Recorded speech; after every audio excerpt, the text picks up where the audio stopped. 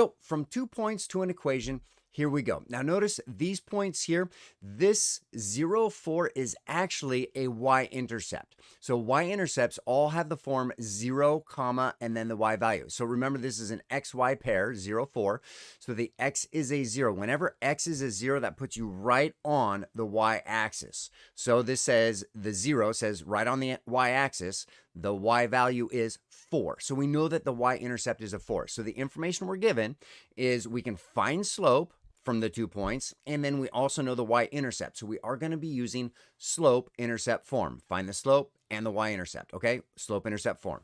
So here we go. So remember that the m gets replaced by the slope and the b gets replaced by the y-intercept. Now from these 2 points, y-intercept, definitely the easiest part to find, right? In this case here, it's just going to be a 4. It's the number next to the 0. That's going to be your y-intercept. So that's a 4. So that goes in and replaces the b here. Next up, let's calculate the slope, okay? So slope, that's going to replace the m. There are more than one way of doing this. We'll show it just intuitively, counting numbers, and then also using the slope formula. Okay, so just thinking rise over run. So remember these xy pairs, xy and then xy. The y value tells you how far up or down something is. So your rise goes with the y's. So here we go. We're going to start at 4 and then we're going to go to 10. And how far up does that go? If we're on a graph, we count squares. If we're on numbers or coordinate points, we just count numbers. So 4, 5, 6, 7, 8, 9, 10. It went up 6. Okay, so that's going to be the rise. The rise is going to be a 6 there. Now for the run, that goes with the x's. This one's not too hard. We're going from 0 to 3, 0, 1, 2, 3. It went over 3. Okay, so rise was 6, run was 3, and now 3 does divide evenly into 6. So go ahead and do the division. If 3 didn't divide evenly into 6, then you would just think reduce the fraction. But either way, 6 divided by 3 makes 2. Now, if you are going to use the slope formula, totally fine on this one. y2 minus y1 over x2 minus x1. So this is going to be considered 0.1. This is 0.2. So this y2, that's 0.2 y value. So that gets replaced with a 10. And then this is the first point, the y value. That's going to be a 4.1. 4 is the y value there. And then same thing with the x's. So x1, x2 right there is going to be a 3. And then x1, that's going to be the 0 there. 10 minus 4 makes 6, and 3 minus 0 makes 3. We still end up with 6 divided by 3, or 6 over 3, still equals 2. 2 is the slope. 2 replaces the m there, and our equation for the line through these 2 points is y equals 2x plus 4.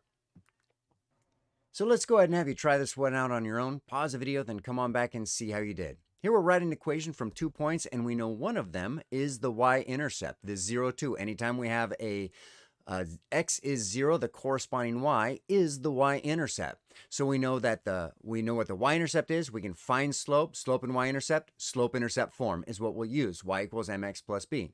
Now on this one, we know that the m gets replaced by the value for the slope. B gets replaced by the value for the y-intercept.